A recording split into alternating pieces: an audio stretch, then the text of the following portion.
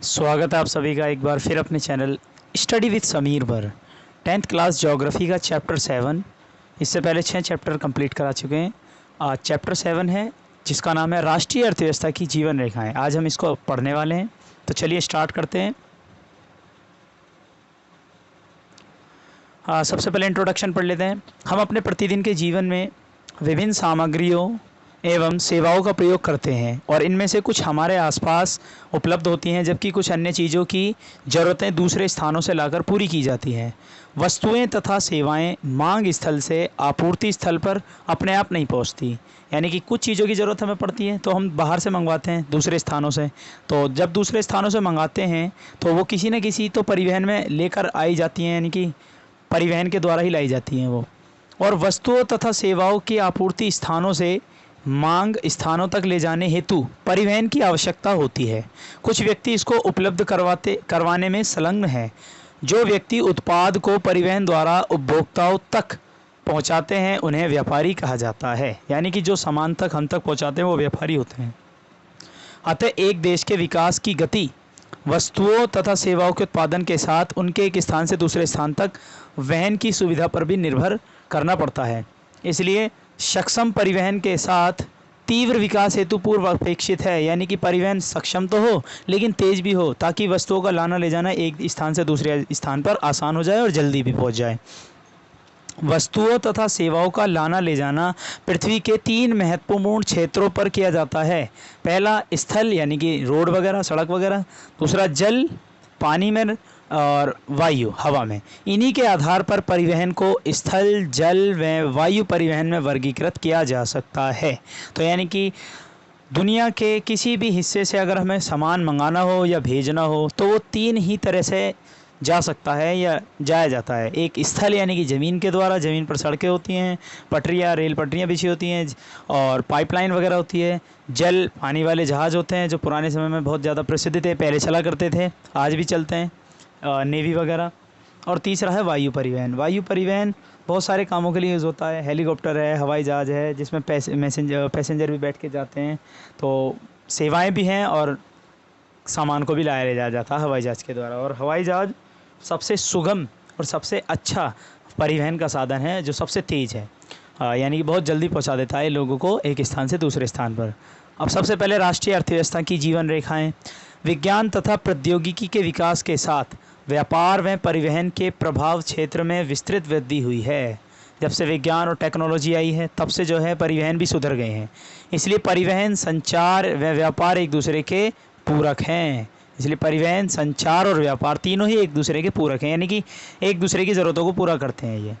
Rail, वायु एवं जल परिवहन, समाचार पत्र, रेडियो, दूरदर्शन यानी कि टीवी, सिनेमा तथा इंटरनेट आदि इसके सामाजिक आर्थिक विकास में अनेक प्रकार से सहायक हैं। ये सब परिवहन, ये सब संचार को, सूचनाओं को इधर से उधर पहुंचाने के साधन है, सब परिवहन के साधन है ये। इसने हमारे जीवन को समृद्ध किया है, समृद्ध मतलब बेहतर बनाया है, तथा आरामदायक जीवन के लिए सुविधाओं में, साधनों में बढ़ोतरी की है। अब हमें किसी भी सूचना को पहुंचाने के लिए उसके पास, जिसको हम सूचना पहुंचाना चाहते हैं, उसके पास हमें जाने की ज़रूरत नहीं है, बल्कि हमारे पास आज कई साधन ऐसे हैं जिसके द्वारा हम अपनी सूचनाओं को, अपने सामान को, अपनी वस्तुओं को आसानी से एक स्थान से दूसरे स्थान तक पहुंचा सकते हैं। और ये सब कमाल है विज्ञान और प्रौद्योगिकी का। ठीक है, तो सबसे पहले परिवहन में स्थल परिवहन आता है। स्थल परिवहन क्या है? भारत विश्व के सर्वाधिक सड़क जाल वाले देशों में से एक है। यह सड़क जाल लगभग 54.7 लाख किलोमीटर है। और आप देख सकते हैं ये सड़कें ऐसी होती हैं, फ़िलहाल कितनी बेहतरीन तरीके से बनाई जाती हैं सड़कें। और इन्हीं के सबसे ज़्यादा जो परिवहन का साधन है वो आज भी सड़क ही है। सड़क पर सबसे ज़्यादा परिवहन होता है। और आप पिक्चर्स देख सकते हैं आराम से, ये देखिए और पिक्चर देख लीजिए। सड़कों का जाल है, ये ऐसे फैला हुआ है, ये देख सकते हैं आप आराम से। यानी कि सड़क पे ही आजकल ज़्यादातर सामान, आज भी ज़्यादातर सामान सड़कों के द्वारा ही एक जगह से दूसरी जगह पहुंचाया जाता है। तो सड़क परिवहन बहुत इम्पोर्टेंट है आज के समय के लिए हमारे लिए। तो आगे बढ़ते हैं इसमें। रेलवे लाइन की अपेक्षा सड़कों की निर्माण लागत बहुत कम है, यानी कि रेलवे लाइन बिछाने में खर्चा ज़्यादा आता, सड़कों में कम। अपेक्षाकृत ऊबड़ खाबड़ में विच्छिन्न भूभागों पर सड़क बनाई जा सकती है। ऊबड़ खाबड़ रास्तों पर भी सड़क बनाई जा सकती है। अधिक ढाल, प्रवणता तथा पहाड़ी क्षेत्रों में भी सड़कें निर्मित की जा सकती हैं। और अपेक्षाकृत कम व्यक्तियों, कम दूरी, कम वस्तुओं के परिवहन में सड़क मित्र यही है। यानी कि सबसे इम्पोर्टेंट, सबसे अच्छी यही है, कम दूरी के लिए, कम व्यक्तियों के लिए और कम वस्तुओं के लिए। यह घर घर सेवाएं उपलब्ध कराती है, क्योंकि सड़क तो हमारे घर तक जाती है ना, तो घर घर सेवा उपलब्ध कराती है। तथा सामान चढ़ाने व उतारने की लागत भी अपेक्षाकृत कम है सड़क परिवहन में। सड़क परिवहन अन्य परिवहन साधनों के उपयोग में एक कड़ी के रूप में कार्य करता है। जैसे सड़क रेलवे स्टेशन और वायु व समुद्री पत्तनों को जोड़ती है। भाई सड़क ही तो है जो हमें सड़क रेलवे स्टेशन तक सड़क ले जाती हैं। वायु परिवहन अगर हम हवाई अड्डे तक जाएंगे तो सड़क के द्वारा ही जाएंगे। समुद्री पत्तनों यानी कि समुद्री जहाज़ के पास तक पहुंचना तो भी सड़क के द्वारा ही जाएंगे। तो सड़क ही इन सारों से हमें जोड़ती है। और भारत में सड़कों की सक्षमता के आधार पर इन्हें निम्न 6 वर्गों में वर्गीकृत किया जा सकता है। ये क्या गया है?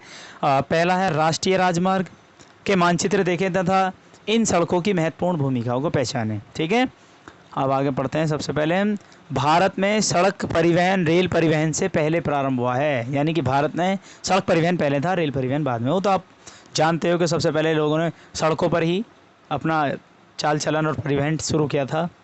अब रेल परिवहन की अपेक्षा सड़क परिवहन की बढ़ती महत्ता निम्न कारणों से है। सड़क परिवहन ज़्यादा इंपॉर्टेंट है रेल से। वो कैसे है, क्या कारण है? भारत में सड़कों की सक्षमता के आधार पर इन्हें निम्न 6 वर्गों में वर्गीकृत किया गया है। हाँ, सबसे पहला जो मार्ग आता है वो है स्वर्णिम चतुर्भुज महामार्ग। भारत सरकार ने दिल्ली, कोलकाता, चेन्नई, मुंबई व दिल्ली को जोड़ने वाली 6 लेन वाली महाराजमार्ग की सड़क परियोजना प्रारंभ की है, जो दिल्ली से कोलकाता और चेन्नई से मुंबई इन सारी लाइनों को जोड़ने वाली एक सड़क बनाई गई है, जिसका नाम है स्वर्णिम चतुर्भुज महामार्ग राजमार्ग। ठीक है, और ये प्रथम उत्तर दक्षिण गलियारा जो श्रीनगर को कन्याकुमारी से जोड़ता है, ये श्रीनगर को कन्याकुमारी से जोड़ता है, ऐसा गलियारा बनाया हुआ है। और द्वितीय जो पूर्व पश्चिम से लेकर पूर्व से पश्चिम गलियारा जो सिलचर असम से लेकर तथा पोरबंदर गुजरात को जोड़ता है। देखो कितनी लंबी सड़क है। असम जो है हमारे पूर्वी साइड में है, जिस तरफ हमारा चाइना है उस साइड, और पश्चिमी हिस्सा ये है हमारा गुजरात जहाँ अरब सागर है। इतनी लंबी सड़क भारत को जोड़ने वाली है यही। और यह राजमार्ग परियोजना भारत के राष्ट्रीय राजमार्ग प्राधिकरण के अधिकार क्षेत्र में है। ये सब बहुत बड़ा राजमार्ग है ये। ठीक है, और राष्ट्रीय राजमार्ग प्राधिकरण के अधिकार क्षेत्र में आता है ये। ठीक, अब आता है राष्ट्रीय राजमार्ग। राष्ट्रीय राजमार्ग देश के दूर के भागों को जोड़ते हैं, जो दूर दूर के भाग हैं, और ये प्राथमिक सड़क तंत्र है जिनका निर्माण व रखरखाव केंद्रीय लोक निर्माण विभाग के अधिकार क्षेत्र में है। इसकी जो रखरखाव है, इसकी मरम्मत या इसका जो भी इसको नुकसान वगैरह होगा, वो सारा ध्यान केंद्रीय लोक निर्माण विभाग रखेगा। ठीक है, और दिल्ली व अमृतसर के मध्य ऐतिहासिक शेरशाह सूरी जो मार्ग है वो राष्ट्रीय राजमार्ग संख्या 1 के नाम से जाना जाता है, जिसे ग्रांड ट्रंक रोड भी कहते हैं। ठीक है, शेरशाह सूरी मार्ग। तीसरा आता है राज्य राजमार्ग। राज्यों की राजधानियों को जिला या मुख्यालयों से जोड़ने वाली सड़कें राज्य राजमार्ग कहलाती हैं। यानी कि राजधानियों से जोड़ने वाली सड़कें, राज्यों को राजधानी से जोड़ने वाली सड़कें राज्य राजमार्ग कहलाती हैं। अब जिला राजमार्ग देखो छोटा होता जा रहा, पहले केंद्र था, अब राज्य आ गया, अब जिला आ गया, तो छोटी होती जा रही सड़कें। ये सड़कें जिले के विभिन्न प्रशासनिक केंद्रों को जिला मुख्यालय से जोड़ती हैं। इन सड़कों की व्यवस्था का उत्तरदायित्व जिला परिषद का है। यानी कि इन सड़कों का रखरखाव जो है जिला राजमार्ग का वो जिला परिषद ही रखेगी। ठीक है, अब आती हैं अन्य सड़कों में और कौन सी हैं अन्य सड़कें, कौन सी हैं?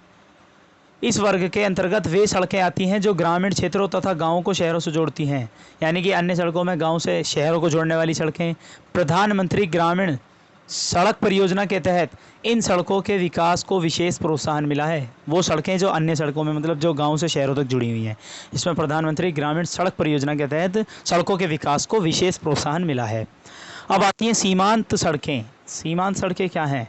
भारत सरकार प्राधिकरण के अधीन सीमा सड़क संगठन है, जो देश के सीमांत क्षेत्रों में सड़कों का निर्माण में उनकी देखरेख करता है।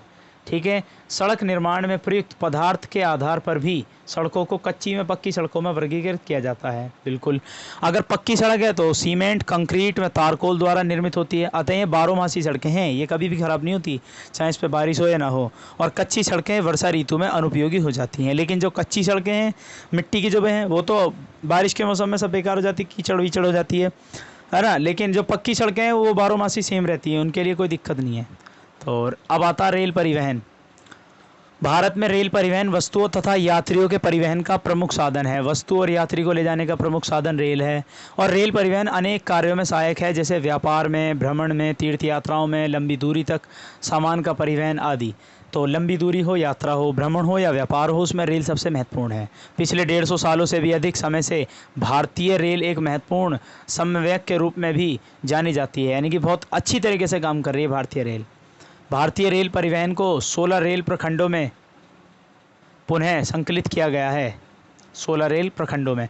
देश में रेल परिवहन के वितरण को प्रभावित करने वाले कारक में भू आकृति, आर्थिक में प्रशासकीय कारक प्रमुख हैं।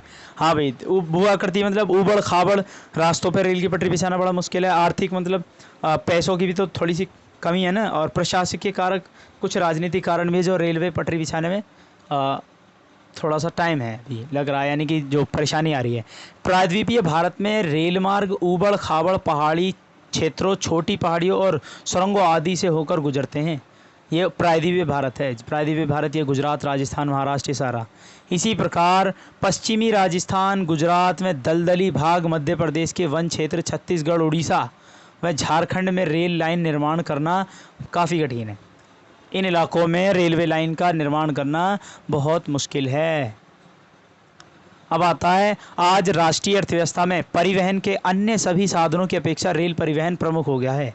अब रेल परिवहन आज के समय में अर्थव्यवस्था के लिए बहुत महत्वपूर्ण हो गया है। यद्यपि रेल परिवहन समस्याओं से मुक्त नहीं है, लेकिन आज भी रेल परिवहन बहुत सारी समस्याओं से ग्रस्त है। कैसी समस्याएं? बहुत से यात्री बिना टिकट के यात्रा करते हैं, पहली समस्या तो यही है। और रेल संपत्ति की हानि तथा चोरी जैसी समस्याएं भी पूर्णतः समाप्त नहीं हुई, चोरी भी करते हैं। और तीसरी जो सबसे बड़ी समस्या है, जंजीर खींचकर यात्री कहीं भी अनावश्यक रूप से, जहां ज़रूरत नहीं है वहां पर भी गाड़ी रोकते हैं, जिससे रेलवे को भारी हानि उठानी पड़ती है। भाई ट्रेन की जंजीर खींच देते हैं और जहां ज़रूरत नहीं है वहां रेल को रोक देते हैं, जो इसकी बिल्कुल भी ज़रूरत नहीं है, यानी कि गलत फ़ायदा उठाते हैं जंजीर का। जो जंजीर लगाई जाती है वो सिर्फ इसलिए लगाई जाती है जब कुछ आपातकाल की स्थिति हो जाए, वरना बिना आपातकाल की स्थिति में वो जंजीर लगाना बेकार है। लेकिन यात्री मानते नहीं हैं, अपनी मर्जी के अनुसार जंजीर खींच देते हैं। ठीक है, तो रेल परिवहन सबसे अच्छा और सुगम साधन रहा है। अब आता पाइपलाइन। पाइपलाइन में देखो इंसान वगैरह या कोई वाहन वगैरह तो जाता नहीं है, इनमें क्या जाता है? पाइपलाइन एक नया परिवहन का साधन है। पहले पाइपलाइन का उपयोग शहरों में, उद्योगों में पानी पहुंचाने के लिए किया जाता था, पहले पाइपलाइनों का उपयोग। लेकिन अब पाइपलाइन का उपयोग किस लिए किया जाता है? आज पाइपलाइनों का प्रयोग कच्चा तेल, पेट्रोल उत्पाद तथा तेल पहुँचाने में भी किया जाता है। ये देखो, ये पाइपलाइंस ऐसे धरती के नीचे बिछाई जाती हैं और इन्हीं के द्वारा पानी जाता था एक समय में। आज भी कई पाइपलाइनों में पानी जाता है, लेकिन अब ज़्यादातर पाइपलाइनों में पेट्रोल और डीजल, तेल वगैरह ये सब सप्लाई किया जाता है एक जगह से दूसरी जगह। ठीक है, अब आता है, ठोस पदार्थों को तरल अवस्था में परिवर्तित कर पाइपलाइनों द्वारा ले जाया जाता है। जो ठोस पदार्थों ने पानी में बदलकर या द्रव अवस्था में बदलकर उन्हें पाइपलाइनों के द्वारा ले जाया जाता है। पाइपलाइन बिछाने की प्रारंभिक लागत अधिक है। पाइपलाइन बिछाने में जो शुरुआती लागत आती है वो अधिक है, लेकिन इसको चलाने की लागत बहुत कम है। लेकिन एक बार ये स्टार्ट हो जाती है पाइपलाइन तो फिर बहुत कम खर्चा आता है। देश में पाइपलाइन परिवहन के 3 प्रमुख जाल हैं। पहला जाल क्या है? इसकी एक शाखा बरौनी में राजबंद होकर हल्दिया तक है। दूसरी राजबंद से गौरीग्राम तक तथा गुवाहाटी से सिलीगुड़ी तक। तो गुजरात, ये है पहला। तो दूसरा है गुजरात में सलाया से वीरमगांव, मथुरा में दिल्ली सोनीपत के रास्ते पंजाब में जालंधर तक। और तीसरी पाइपलाइन जो है गैस पाइपलाइन, गुजरात से हजीरा को उत्तर प्रदेश में बगदीशपुर से मिलाती है। ये है पाइपलाइन जो फैली पड़ी है भारत के अलग अलग हिस्सों में। अब आता है जल परिवहन। देखो, भारत के लोग प्राचीन काल से ही समुद्री यात्रा करते आ रहे हैं। बिल्कुल, जल परिवहन सबसे पुराना साधन है अगर देखा जाए बड़े साधनों में। ठीक है, और जल परिवहन का सबसे सस्ता साधन है, यानी कि उसमें बहुत कम पैसा लगता है। आप जल परिवहन के पिक्चर्स देख सकते हैं, पिक्चर्स से देख के चीज़ें समझ में ज़्यादा आने लगती हैं। तो ये जल परिवहन के साधन, और आज के समय तो बड़े बड़े ये यार्ड जैसी नाव हैं जिसमें रिहायशी स्थान भी है। कितने बड़े बड़े जहाज़ हैं ये पानी वाले। और आज सबसे सस्ता साधन पानी का यही है, और आज भी इसका बहुत प्रयोग है। आज भी इसका बहुत अच्छा सा प्रयोग है। कितने सारे इसमें कमरे होते हैं, कितने लोगों को रहने की इसमें व्यवस्थाएं होती हैं, बहुत सारी फैसिलिटीज़ होती हैं, बहुत सारी सुविधाएं होती हैं, और बहुत अच्छा साधन है। ये भारी व स्थूलकाय वस्तुओं ढोने में अनुकूल है। बहुत भारी जो वस्तु होती हैं, ये स्थूलकाय जो होती हैं, जो वजन जिनके अंदर बहुत ज़्यादा होता है, जगह घेरती हैं, उन वस्तुओं को लाने ले जाने में बहुत ज़्यादा उपयोगी है। भारत में अंतः स्थलीय नौ संचालन जलमार्ग 14,500 किलोमीटर लंबा है। भारत के अंदर ही स्थल तो नौ संचालन जलमार्ग जो है हमारा 14,500 किलोमीटर लंबा है। इसमें केवल 5,685 किलोमीटर मार्ग ही मशीनीकृत नौकाओं द्वारा किया जाता है, तय किया जाता है। तो यानी कि 5,685 किलोमीटर का जो मार्ग है वो मशीनी नौकाओं के द्वारा तय किया जाता है। निम्न जलमार्गों को भारत सरकार द्वारा राष्ट्रीय जलमार्ग घोषित किया गया है। बहुत से जलमार्ग हैं जिन्हें भारत सरकार द्वारा राष्ट्रीय जलमार्ग घोषित कर दिया गया है। वो मार्ग कौन कौन से हैं? हल्दिया तथा इलाहाबाद, सदिया व धुबरी, केरल में पश्चिमी तटीय नहर, और काकीनाडा और पुडुचेरी, और मातई नदी और महानदी। ये सारे जो मार्ग हैं ये भारत सरकार ने राष्ट्रीय जलमार्ग घोषित कर रखे हैं। अब आता है प्रमुख समुद्री पत्तन। प्रमुख समुद्री पत्तन यानी कि बंदरगाह। और आपको पता होना चाहिए बंदरगाह किसे कहते हैं। बंदरगाह वो होता है जहाँ से दुनिया भर के जहाज़ आकर समुद्र के एक हिस्से पर खड़े होते हैं, किनारे पर खड़े होते हैं, और जिस जगह वो खड़े होते हैं जहाँ सामान उतारा जाता है वो हिस्सा या वो ज़मीन ही बंदरगाह कहलाती है। तो भारत की 7,516.6 किलोमीटर लंबी समुद्र तट रेखा के साथ 12 प्रमुख तथा 200 मध्यम व छोटे पत्तन हैं। 12 तो इम्पोर्टेंट बंदरगाह हैं और 200 बंदरगाह छोटे हैं। और ये प्रमुख पत्तन देश का 95% विदेशी व्यापार संचालित करते हैं। लगभग 95% व्यापार समुद्र के द्वारा ही होता है जो विदेशों से होता है हमारा, और वो समुद्री जहाज़ों के द्वारा होता है जो पत्तनों पर होता है। ठीक है, पत्तनों पर आकर जहाज़ रुकते हैं दुनिया भर के। स्वतंत्रता प्राप्ति के कच्छ में कांडला पत्तन पहला पत्तन के रूप में विकसित हुआ। कांडला पत्तन पहला पत्तन था आज़ादी के बाद। कांडला जिसे दीनदयाल पत्तन के नाम से भी जाना जाता है, और यह एक ज्वारीय पत्तन है। ठीक है, और मुंबई वृहत्तम पत्तन है। मुंबई पत्तन के अधीन परिवहन को ध्यान में रखकर इसके सामने जवाहरलाल नेहरू पत्तन विकसित किया गया है। मुंबई पत्तन के सामने एक और पत्तन बना दिया जिसका नाम रखा गया जवाहरलाल नेहरू पत्तन। और लौह अयस्क के निर्यात के संदर्भ में मारमागाओ पत्तन देश का महत्वपूर्ण पत्तन है। जहां लोहे के अयस्क या लोहे से रिलेटेड जो चीज़ें आती हैं वो मारमागाओ पत्तन है, वहाँ पर आती हैं। अब आता तूतीकोरन पत्तन। यह एक प्राकृतिक पोताश्रय है तथा इसकी पृष्ठभूमि भी अत्यंत समृद्ध है। तूतीकोरन पत्तन की चेन्नई हमारे देश का प्राचीनतम कृत्रिम पत्तन है। कृत्रिम मतलब हाथ से बनाया गया पत्तन है, वहाँ सारी हाथ से डेकोरेटिंग किया गया वो पत्तन। व्यापार की मात्रा तथा लदे सामान के संदर्भ में इसका मुंबई के बाद दूसरा स्थान है। मुंबई पत्तन के बाद चेन्नई पत्तन या जो प्राचीनतम पत्तन है चेन्नई का, उसका दूसरा स्थान है। अब आता है विशाखापट्टनम स्थल से घिरा गहरा व सुरक्षित पत्तन है ये, और प्रारंभ में यह पत्तन लौह अयस्क निर्यात के रूप में विकसित किया गया था। कौन सा पत्तन? वही पत्तन जो हम पढ़कर आ रहे हैं चेन्नई का। ठीक है, उसके बाद आता है कोलकाता। कोलकाता एक अंतःस्थलीय नदीय पत्तन है। कोलकाता पत्तन पर बढ़ते व्यापार को कम करने हेतु हल्दिया सहायक पत्तन के रूप में विकसित किया गया है। कोलकाता बहुत महत्वपूर्ण पत्तन था, लेकिन उस पर जब ज़्यादा दबाव बढ़ गया तो उसके यानी कि हेल्प के लिए एक और पत्तन बनाया गया जिसका नाम है हल्दिया सहायक पत्तन। ठीक है, वो इसलिए विकसित किया गया ताकि कोलकाता के जो स्थान है उनको थोड़ी सी क्या मिल जाए, जो कोलकाता का जो पत्तन है उसको थोड़ा सा रेस्ट मिल जाए या थोड़ा सा बढ़ जाए, थोड़ा सा सुविधा और अच्छी हो जाए, तो हल्दिया सहायक पत्तन बनाया गया है। अब आता है वायु परिवहन। आज वायु परिवहन तीव्रतम यानी कि तेज, आरामदायक एकदम और प्रतिष्ठित परिवहन का साधन है। इसके द्वारा अति दुर्गम स्थानों जैसे ऊंचे ऊंचे पर्वत, मरुस्थलों, घने जंगलों में लंबी समुद्री रास्तों को सुगमता से आराम से पार किया जा सकता है। वायु परिवहन एक ऐसा परिवहन है जहां उसको ले जाना चाहो वहां ले जा सकते हैं और ये आराम से जाएगा, बिल्कुल कोई परेशानी, कोई जाम की दिक्कत नहीं, कोई टेंशन नहीं, कोई प्रॉब्लम नहीं। ठीक, ऊंचे ऊंचे पहाड़, पर्वत, मरुस्थल, घने जंगल, लंबे समुद्री रास्ते सुगमता से आराम से पार किए जा सकते हैं और बहुत कम समय में। सन 1953 में वायु परिवहन का राष्ट्रीयकरण किया गया था। 1953 में एयर इंडिया घरेलू और अंतर्राष्ट्रीय वायु सेवाएं भी प्रदान करती है, और हमारे जो हवाई जहाज़ की सेवा उसको कहते हैं एयर इंडिया। ठीक है, अब संचार सेवाएँ। संचार सेवाएँ कैसी हैं? देखो, जब से मानव पृथ्वी पर अवतरित हुआ है उसने विभिन्न संचार माध्यमों का प्रयोग किया है। अब जरा हम पहले ये देख लेते हैं, ये रहा वायु पत्तन। आज वायु जो है एकदम अच्छा साधन बन चुका है सुगमता से किसी भी स्थान तक पहुंचने के लिए, सबसे आसान और सबसे बेहतर। ठीक है, आप चित्रों को देखिए और आप अनुमान लगा सकते हैं कि इसको मतलब जो इनके द्वारा जो है सफ़र करना बहुत ही आसान है, बहुत कम समय में आप एक जगह से दूसरी जगह पहुंच सकते हो, और देशों का सफ़र इसमें बहुत ज़्यादा बेहतर है। पहले पानी वाले जहाज़ों से सफ़र किया जाता था, लेकिन उसमें ख़तरे ये रहते थे कि समुद्र में बाढ़ आ जाती थी, कभी कभी बारिश हो जाती थी, तूफ़ान आ जाते थे, जिससे पूरे जहाज़ के जहाज़ पलट जाते थे, डूब जाते थे। लेकिन जब से वायु परिवहन की शुरुआत हुई है तब से इन सारी परेशानियों से छुटकारा मिल रहा है, ठीक है। लेकिन बस इसकी जो सेवा है थोड़ी महंगी है। अब संचार क्या है, संचार के साधन क्या क्या हैं?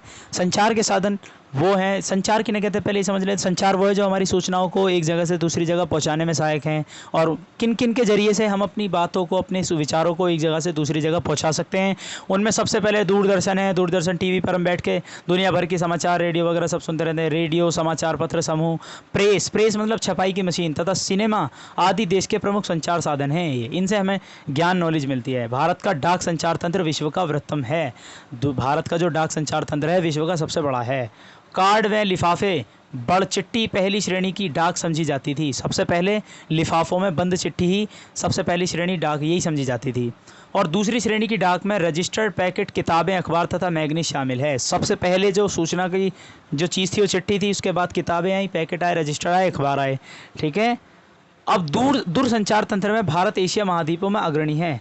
दूरसंचार तंत्र यानी कि लोगों तक सूचना पहुंचाने के मामले में जो संचार की ज़्यादातर चीज़ें वो हमारे पास हैं। भारत के 2/3 से भी अधिक गांव ऐसे ही एसटीडी दूरभाषा सेवा से जुड़े हुए हैं। एसटीडी जो पहले पुराने समय में चलती थी शहरों में भी, अब नहीं चलती शहरों में, अब तो फिलहाल फ़ोन आ गया, इंटरनेट आ गया, लेकिन गाँव में आज भी एसटीडी है। भारत सरकार ने देश के प्रत्येक गाँव में 24 घंटे एसटीडी सुविधा के विशेष प्रबंध किए हैं। एसटीडी समझते हो ना आप, तार वाले कॉल जो होते हैं, जो गांव के लोग जाके कभी भी किसी से भी बात कर सकते हैं आराम से। अब जनसंचार मानव को मनोरंजन के साथ बहुत से राष्ट्रीय कार्यक्रमों में नीतियों के विषय में जागरूक करता है। जनसंचार से बहुत सारी नॉलेज मिलती है। मनोरंजन तो होता ही है हमारा, जैसे टीवी हम बैठकर देखते हैं आराम से, तो टीवी में बहुत सारी चीज़ें देखते हैं। कभी कभी हम नॉलेज की भी देखते हैं, कभी कभी हम अपनी इंटरेस्टिंग भी देखते हैं, फिल्में देखते हैं, नाटक देखते हैं। और दूरदर्शन देश का राष्ट्रीय समाचार में संदेश माध्यम है। दूरदर्शन, टीवी तो क्या है, टीवी यानी कि ये समझाता है कि देश के अंदर हो क्या रहा है, सारी सूचनाएं टीवी हम तक पहुंचा देता है, तथा विश्व के वृहत्तम संचार तंत्र में से एक है। और आज टीवी सबसे महत्वपूर्ण संचार तंत्र का हिस्सा बन चुका, साधन बन चुका है, और यह विभिन्न आयु वर्ग के व्यक्तियों हेतु मनोरंजक है। टीवी को देखने के लिए किसी भी आयु का व्यक्ति उसको देखकर आराम से उसका मनोरंजन उठा सकता है। क्या कि टीवी पर क्या क्या आता है, ज्ञानवर्धक में खेल जगत संबंधी कार्यक्रम प्रसारित करता है। आजकल ज़्यादातर लोग जो है टीवी पर खेल संबंधी ज़्यादा खबरों को, खेल संबंधी ज़्यादा चीज़ों को देखना पसंद करते हैं। और समाचार पत्र लगभग 100 भाषाओं तथा बोलियों में प्रकाशित होते हैं। हमारे भारत के अंदर 100 भाषाओं और बोलियों में प्रकाशित होते हैं समाचार पत्र। हमारे देश में सर्वाधिक समाचार पत्र हिंदी भाषा में प्रकाशित होते हैं, और इसके बाद अंग्रेजी में, उर्दू के समाचार पत्र आते हैं। भारत विश्व में सर्वाधिक चलचित्रों का उत्पादक भी है। यह कम अवधि वाली फिल्में, वीडियो फीचर्स फिल्में तथा छोटी वीडियो फिल्में बनाता है। भारत में सबसे ज़्यादा चलचित्र होती है, फिल्में, सबसे ज़्यादा फिल्में बनाने वाला देश भारत ही है, ठीक है। अंतर्राष्ट्रीय व्यापार होता है एक देश से दूसरे देश में व्यापार करना। अब राज्यों में, देशों में व्यक्तियों के बीच वस्तुओं का आदान प्रदान व्यापार कहलाता है, लेकिन जब दो देशों के मध्य है व्यापार, अंतर्राष्ट्रीय व्यापार कहलाता है, ठीक है। और ये किस किस के द्वारा हो सकता है, या तो समुद्री जहाज़ द्वारा, या हवाई जहाज़ द्वारा, या स्थलीय मार्गों द्वारा हो सकता है। एक देश के अंतर्राष्ट्रीय व्यापार की प्रगति उसके आर्थिक वैभव का सूचक है। अगर अंतर्राष्ट्रीय व्यापार की अगर हम प्रगति है, यानी कि दुनिया भर के देशों से हम ज़्यादातर व्यापार करते हैं, तो हम जो है आर्थिक रूप से अच्छे हैं, ठीक है। और इसलिए इसे राष्ट्र का आर्थिक बैरोमीटर भी कहा जाता है। सभी देश अंतर्राष्ट्रीय व्यापार पर निर्भर हैं, क्योंकि संसाधनों की उपलब्धता क्षेत्रीय है। देखो, सभी देश अंतर्राष्ट्रीय व्यापार पर निर्भर हैं। आपको पता है दूसरे देशों से हमें बहुत सारी वस्तुएं लेनी ही पड़ेंगी। क्यों? क्योंकि एक देश के अंदर सारे संसाधन उपलब्ध नहीं हो सकते हैं। कुछ चीज़ें हमें बाहर से भी मंगानी पड़ती हैं, अर्थात इनका वितरण असमान है। कुछ संसाधन तो हमारे पास हैं, लेकिन कुछ संसाधन हमारे पास नहीं हैं, ठीक है। आयात तथा निर्यात व्यापार के घटक हैं। आयात माने सामान अपने देश में मंगाना, और निर्यात माने अपने देश से सामान दूसरे देशों में ले जाना। अगर निर्यात मूल्य आयात मूल्य से अधिक हो तो उसे अनुकूल व्यापार संतुलन कहते हैं। अगर हम सामान को ज़्यादा भेज रहे हैं विदेशों में और विदेशों से कम ले रहे हैं, तो ये व्यापार का संतुलन है, यानी कि हाँ, यहाँ हम अपनी स्थिति में ठीक हैं, ठीक है। अगर इसके विपरीत हो रहा है, उल्टा, निर्यात तो कम कर रहे हैं लेकिन आयात ज़्यादा कर रहे हैं, यानी कि हम भेज कम रहे हैं विदेशों में, लेकिन विदेशों से ज़्यादा ले रहे हैं, तो ये व्यापार असंतुलित व्यापार कहलाएगा। ठीक है, तो यानी कि हमें ज़्यादा से ज़्यादा चीज़ों को या अपने देश से दूसरे देश में भेजना चाहिए। अब भारत में निर्यात होने वाली प्रमुख वस्तुएं क्या हैं? रत्न व जवाहरात हैं, रसायन व संबंधी उत्पाद तथा कृषि एवं कृषि से संबंधित उत्पाद हैं। ये चीज़ें हैं जो भारत के बाहर विदेशों में भेजी जाती हैं। अब भारत में आती है आयातित वस्तुओं में कच्चा पेट्रोलियम उत्पाद, रत्न व जवाहरात, आधार वस्तुएं, मशीनें, कृषि व अन्य उत्पाद शामिल है। ये सारी चीज़ें हैं जो हम विदेशों में भेजते हैं। अब देखो ये पर्यटन स्थल में सबसे जो महत्वपूर्ण स्थल है अगर हमारे भारत के अंदर देखा जाए तो ताजमहल है, और बहुत सारे पर्यटन स्थल हैं जिससे लोग एक जगह से दूसरी जगह आना पसंद करते हैं, घूमना पसंद करते हैं और अपनी एकांतता को वक्त देते हैं। और सबसे ज़्यादा आपको पता होगा अंग्रेज़ों की बाइबल में लिखा है कि घूमना उनके लिए पवित्र माना जाता है, और भारत के अंदर घूमने लायक कई सारे स्थान हैं। आप पिक्चर्स देख सकते हैं, प्रमुख पर्यटन या दर्शनीय स्थल बहुत सारी चीज़ें, इंडिया गेट है, जामा मस्जिद है, लाल किला है, ताजमहल है, मंदिर हैं बहुत बड़े बड़े, और राजस्थान है, जयपुर है, हैदराबाद है, बहुत सारी जगह, बहुत सुंदर सुंदर जगह है, मनाली है, हिमाचल प्रदेश है, उत्तराखंड है, जहाँ लोग घूमने आते हैं, मनोरंजन करते हैं। ठीक है, पर्यटन क्या है? पर्यटन एक व्यापार के रूप में, पर्यटन आज एक व्यापार बन चुका है, यानी कि लोगों को बहुत कमाई के साधन पर्यटन से ही हो रहे हैं। पिछले 3 दशक में 30 सालों में भारत में पर्यटन उद्योग में महत्वपूर्ण वृद्धि हुई है। 30 सालों में हमने पर्यटन में अपने आप को बहुत बेहतर बनाया। लगभग 150 लाख से अधिक व्यक्ति पर्यटन उद्योग में प्रत्यक्ष रूप से संलग्न हैं। लगभग 1.5 करोड़ लोग पर्यटन के कामों में लगे हुए हैं, जैसे लाल किला पर टिकट काटना और अंदर लगे हैं सिक्योरिटी गार्ड के रूप में। तो 1.5 करोड़ लोगों का जो रोजगार है वो पर्यटन से ही चलता है। पर्यटन राष्ट्रीय एकता को प्रोत्साहित करता है, राष्ट्र के अंदर जो एकता है उसको जोड़े रखता है, और देश के विभिन्न भागों में पर्यटन की अपार संभावनाएं हैं, और बहुत सारी जगहों को हम पर्यटन के रूप में बदल सकते हैं। ठीक है, और तो आज के लिए इतना ही बस। Thank you. अगर आपको ये चैप्टर बहुत अच्छा लगा हो तो इसके लिए धन्यवाद, और अगर आपको ये वीडियो अच्छी लगी हो तो इसको लाइक करें, चैनल को सब्सक्राइब करें, और अगर और भी किसी सब्जेक्ट की आपको वीडियो चाहिए 10th क्लास की तो मुझे कमेंट्स करें। Thanks for all.